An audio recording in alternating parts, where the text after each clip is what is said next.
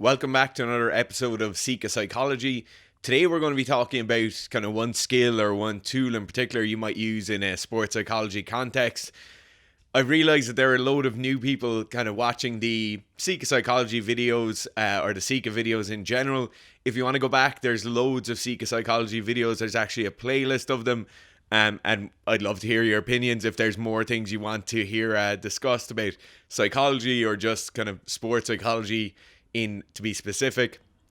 Please put it in the comments below. So as I said, we're going to be talking about visualization. Visualization, I think, gets a kind of bad rap in the sports psychology world, right? Or people looking from the outside kind of perceive it as something very different. Visualization, people often think, is like some sort of meditation where you see Formula 1 drivers sitting there with just the steering wheel in their hand and they're kind of going through all the movements.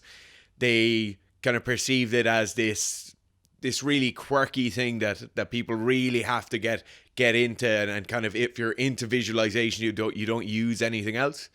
In fact, visualization can be a really handy tool, not only for kind of enhancing our performance as athletes, but also for rehabilitation of injuries, so ensuring we're still practicing skills as you mightn't be able to physically practice them. It's also very useful in a context where someone might have a certain amount of anxiety about an event, where somebody might have a certain fear of certain aspects of their sport, or also where people need to reach a really high level of arousal. Visualization and mental imagery, to kind of talk about the two things together, can be very, very useful in those cases. There's a paper I'm going to draw a lot from today, and it's called Visualization in Sport, the Roadmap for Success, or the Mental Roadmap for Success. It's by Pride. I'll just put a link down below if you want to do some further reading on this. The main thing this video is going to focus on is just give you a rough idea of what visualization is and the kind of different aspects that you might want to pay attention to. So they use a nice kind of roadmap is what they call it, but there's a nice framework around visualization. They draw from a lot of papers here. They give kind of 9 steps or 9 aspects of visualization you'd want to look out for. And I think for almost anyone watching this video, if you're competing in a sport, even if you're not competing, if you're just training for a sport to get better at a skill or a movement, or it doesn't even have to be a physical movement, whatever skill it is, visualization can be really, really valuable. As I said, right, there's 9 steps. First step in this is they talk about a relaxation state. And this is like starts off the whole thing of it kind of being this quirky quack thing that somebody talks you through a visualization session. The relaxation state, or just a state of being not anxious, not riled up, having low levels of arousal. The reason it's important in a visualization context is you need to be able to concentrate on certain aspects, right? So concentration or focus is the omission of noxious stimuli. And it's really the case in visualization interventions or visualization training sessions. There's a lot of things can draw you away from focusing, right? So you're not doing a physical task. You're not using up mental capital in carrying out certain tasks. You're literally sitting there, standing there, lying there, and having to do the movement in your head, do the skill in your head. You're having to go through the same cognitive processes, but you're completely and utterly within your head. So that's why the relaxation state is important. By all means, you can do whatever you need to get there, but you don't need to be in like a dimly lit room with incense burning. You don't need to have a monk sitting next to you. You don't need to be in some Himalayan mountain to do a visualization technique. It's a simple exercise. The sessions usually last kind of somewhere around 5 to 20 minutes, depending on whose literature you read. It should be shorter, it should be longer. But these are very, very useful kind of efficient training tools. Visualization, it doesn't have to be anything special. The next thing then, number 2, is that visualization, say you're talking to a weightlifter and you're asking to visualize a maximum snatch or a competition snatch attempt, oftentimes the lifter will think about how the lift will look, right? It's all a visual thing. Visualization is what we're calling it. So obviously the visual sense is very, very important. But visualization and tying in mental imagery is about so much more than just this apparent scene that you're creating in your head. So if we think about visualization, we're basically trying to create the set of circumstances of a skill being performed in absence of the skill being performed, right? So you need everything else to be there. It should be full of like color. There should be realistic amounts of emotion or arousal happening when you're doing that skill. So if you're going up to do a snatch, you should have the elevated heart rate. You should feel that kind of feeling in your palms, maybe that tingling in your palms, a certain amount of tightness in like the lower back or quads, right? All these things are very, very normal. One of the interesting things about visualization is just how much of a biochemical response there is when you do it. It's not just this cognitive exercise. There's a lot of other things happening, right? So it should be full of color. It should be full of emotion. There should be smells, noises, feelings. The kinesthetic thing of visualization is very important. It's not just imagining a scene. You're not just watching a video on a phone with the sound turned off. Like, you want a fully immersive experience when you're doing it. Interesting enough, my kind of lineage going through university and into my postgrad work, most of my lecturers, or a number of my lecturers, would have studied under Morin, a very famous sports psychology researcher. Morin is the kind of main guy in this area who would have talked about this immersive experience of visualization, and the fact that it's not just a kind of picture playing on a screen, that it is this fully immersive experience. So it's good that that's being linked back to us here in Sika. The third thing then is that visualization can be learned, right? Oftentimes and this links into the fourth point as well, but we think of visualization as something, oh, he does that or she does that, I don't do that because it's just not something that I do, and if I don't do it all along, I can never learn it. Visualization is something that huge amounts of randomized control trials have been done. There's been a huge amount of meta-analyses on those trials. You can definitely teach someone to be able to visualize something very well. You can teach both skilled and non-skilled practitioners, which is a point coming up later on, but there's a number of things you can do to make somebody better at visualization. We might talk about that in next week's video. But it's not just something that you're born with. Granted, there are certain people who are better at visualization than others. There's certain people who are better at external versus internal visualization. But it is something you can learn and get better at, and it's certainly a skill you can refine. So number 4, right? We talk about certain people being better at visualization, or certain people taking to a visualization exercise better than others. Why is that, right? Well, number 4 would tell us that both the imagination and the attitude of the athlete, or the imagination and the attitude of the practitioner, it really, really sways how well a visualization intervention can go. So if you have a pretty enthusiastic athlete who has no ability to cognitively create a scene in their own head, is going to be very difficult, and it will take a lot of training for them to get there. But if you get somebody who's quite receptive, right, they have a positive attitude towards the intervention, they're also able to imagine themselves in a situation. Now, for most athletes, they're thinking about the sport or the game or the competition they're doing all the time, right?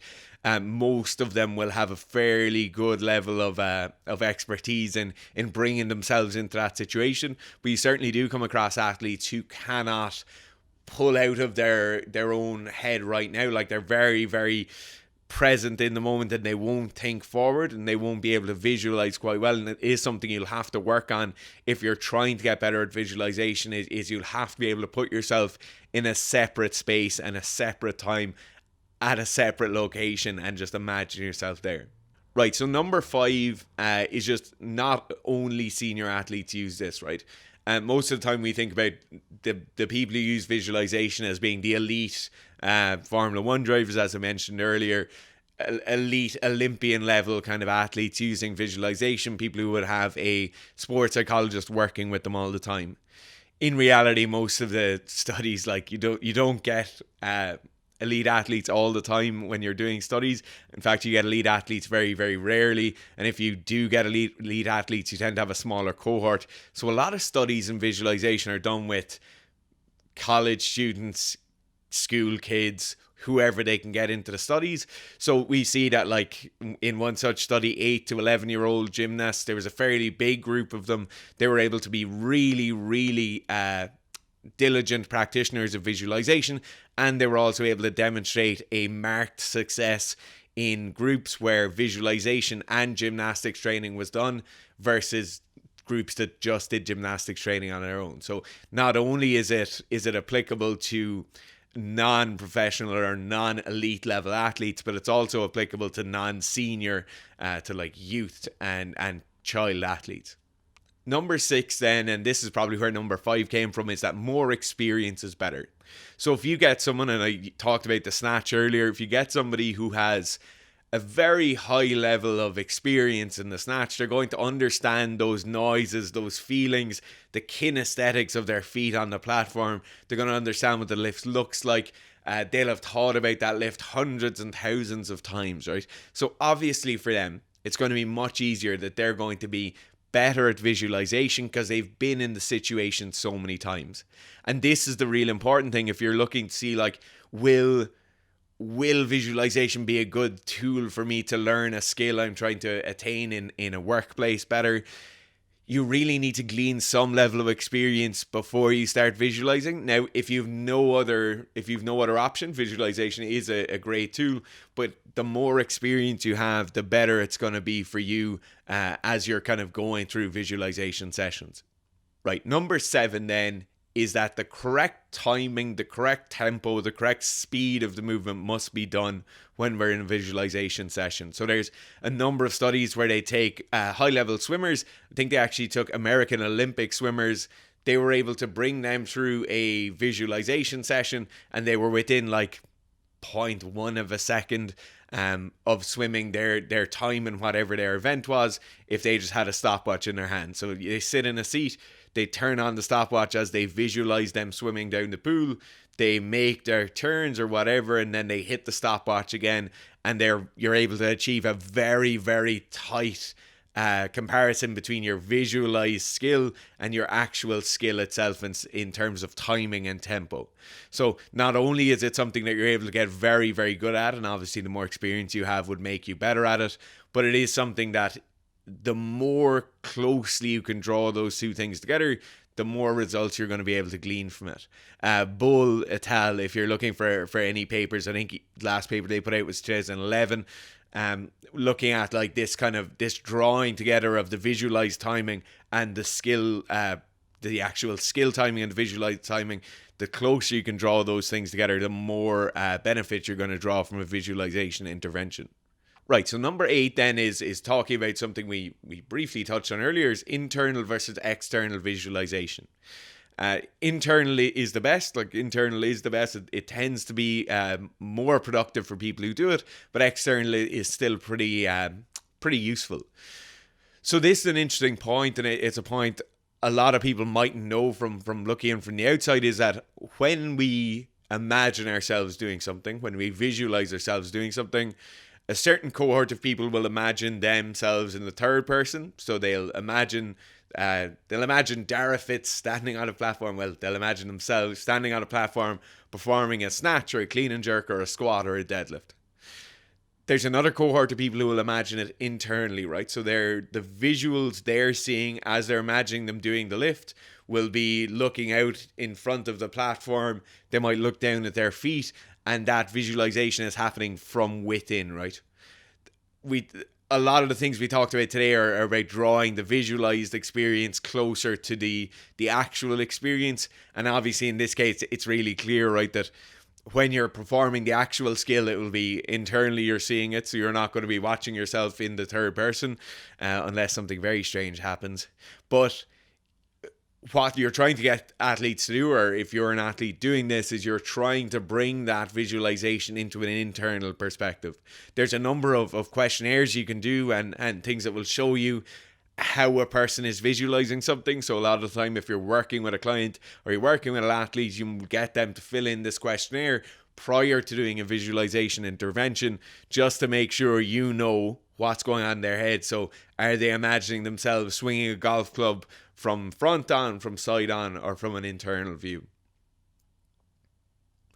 The last thing then, and this is point number 9, which is kind of annoying because 10 points to be better at visualization would be a great title for a video, but it's not in this research paper and I'm not going to make one up now.